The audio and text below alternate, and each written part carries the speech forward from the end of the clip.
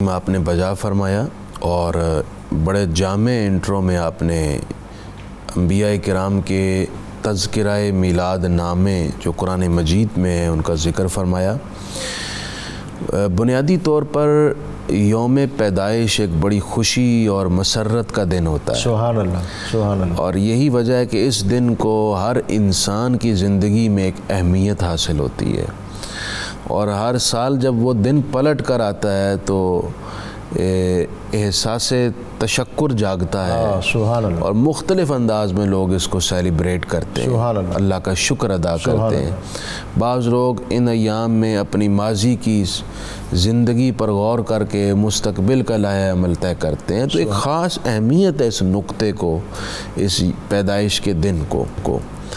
لیکن یہ اہمیت اس وقت زیادہ بڑھ جاتی ہے جب انبیاء کرام علیہ السلام کی ولادت کے ایام آئیں۔ سبحان اللہ۔ اس کی وجہ یہ ہے کہ انبیاء کرام کا وجود بذاتی خود ایک نعمت ہے، سبحان اللہ، اور نعمت عظمیٰ ہے، سبحان اللہ، اور ایسی نعمت ہے کہ بہت ساری نعمتوں کا ترتب اور مدار اس نعمت پر ہوتا ہے۔ ایک نبی کی ولادت کے بعد ہی تو امت کے لیے نعمتوں کے دروازے کھلتے ہیں، ان پر کتابیں اترتی ہیں، ان پر وحی آتی ہے، امت کے لیے شریعت کے احکام آتے ہیں، اللہ کی معرفت کے راستے کھلتے ہیں، بہت سارے علم و عرفان کی گتھیاں سلجھتی ہیں، اور دنیا و آخرت کے بہت سارے امور میں آسانی ہوتی ہے۔ تو یہ ایسی نعمت ہے کہ اس نعمت کی بنیاد پر کروڑہا نعمتوں کا دروازہ کھلا۔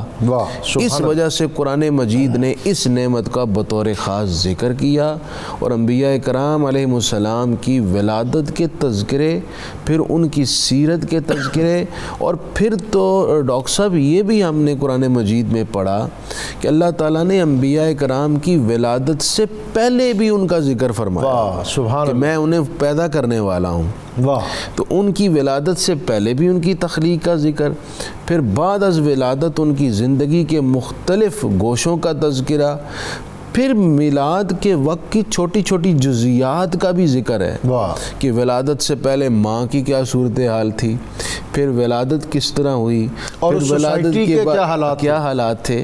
تو چھوٹی چھوٹی جزیات کا بھی ذکر کیا، اور اس میں ایک رمز اور اشارہ یہ ہے کہ جب تم بھی میلاد کا ذکر کرو تو ہمارا تو طریقہ یہ ہے کہ ہم ان کی ولادت کا تذکرہ جزیات سمیت کرتے ہیں، لہٰذا تم امام الانبیاء کی ولادت کے تذکرے دنیا میں تشریف لانے سے قبل نور کی صورت میں جو انبیاء کرام کی پشت اور پیشانیوں میں آپ رہے، یعنی حضرت اسماعیل علیہ السلام، حضرت ابراہیم علیہ السلام، پھر اپنے آبا کی وہ تذکرہ جاں فضا، پھر ولادت کے وقت کا ذکر، پھر مکہ میں، بیت اللہ میں، پھر حضرت حلیمہ سعدیہ کے قبیلے میں، پھر آپ کے لڑکپن اور جوانی تک کے سارے تذکرے، ان جزیات کی روشنی میں جو قرآن کر رہا ہے، یہ ہمیں ایک طریقہ دے رہا ہے کہ اس طرح ان کا ذکر میلاد کی سیرت قبل از ولادت اور بعد از ولادت دونوں کے ساتھ کرا جائے۔ اور از خود نبی اکرم رسول محتشم صلی اللہ علیہ وسلم پیر کا روزہ رکھتے تھے۔ جی بالکل بالکل۔ تو ہم تو سال کے بعد اگر جھنڈیاں لگائیں اور سیلیبریٹ کریں تو اس پر اعتراض ہوتا ہے۔ یہ تو قرآن مجید ہم اب واقعات پڑھیں گے تو دل و دماغ، دیدہ و دل روشن ہو جائیں گے کہ ایسا ذکر ہے۔ مثلا اب دیکھیں سورہ بقرہ میں اللہ تعالیٰ نے سب سے پہلے فرشتوں کے سامنے تخلیق آدم کے ارادے کا اظہار فرمایا۔ وَإِذْ قَالَ رَبُّكَ لِلْمَلَائِكَةِ إِنِّي جَاعِلٌ فِي الْأَرْضِ خَلِيفَةً۔ سب سے پہلے یہ فرمایا کہ فرشتوں میں زمین میں اپنا خلیفہ بنانے لگا۔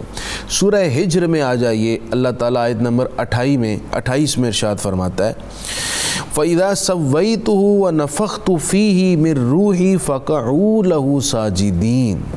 فرمایا کہ جب پھر ہم نے حضرت آدم علیہ السلام کے جسم کو درست بنا لیا، سنوار لیا، اس کو منظم کر لیا، پھر ہم نے اس میں اپنی مقدس اور نورانی روح پھونک دی، پھر فرشتوں کو حکم تھا کہ تم آدم علیہ السلام کے حضور سجدے میں گر جانا۔ میں اجمالاً ذکر کر رہا ہوں، اس سے پہلے اور اس کے بعد والی آیات میں تفصیل سے ذکر ہے۔ سبحان اللہ۔ تو اللہ تعالیٰ نے حضرت آدم علیہ السلام کی تخلیق کا ذکر دیکھیے کس انداز سے خود فرما دیا۔ اس میں یہ ایک بنیاد فراہم کر دی گئی ہے کہ میں خالق ہو کر انبیاء کرام کے میلاد کا تذکرہ کرتا ہوں اور اسے تمہاری کتاب قرآن کا حصہ بناتا ہوں، تو ظاہری بات ہے ایک مستحسن عمل ہے۔ دوسری بات یہ ہے ڈاکٹر صاحب، انبیاء کرام علیہ السلام کی ولادتیں تو کب کی ہو چکی ہیں۔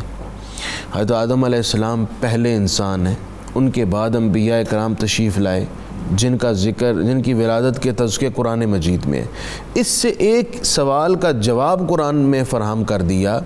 لوگوں کے ذہن میں یہ اشکال آتا ہے، یہ شبہ آتا ہے کہ انبیاء کرام کی ولادت تو ہو چکی نا، جب ولادت ہو چکی تو تذکرہ بھی ہو چکا، اب بار بار کرنے کی کیا ضرورت ہے؟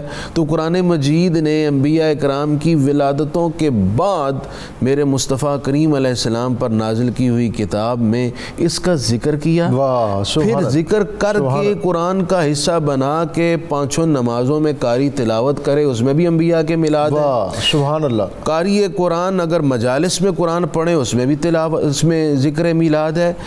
اسی طرح منفرد ایک فرد جب قرآن کی تلاوت کرے، جب بھی قرآن پڑھے گا انبیاء کرام کے میلاد کے تذکرے ہوں گے، تو یہ تذکرہ ہائے میلاد نامہ انبیاء کرام علیہ السلام کا تسلسل اللہ تعالیٰ نے قائم کر دیا ہے۔ اور دنیا کے جو مختلف ادیان ہیں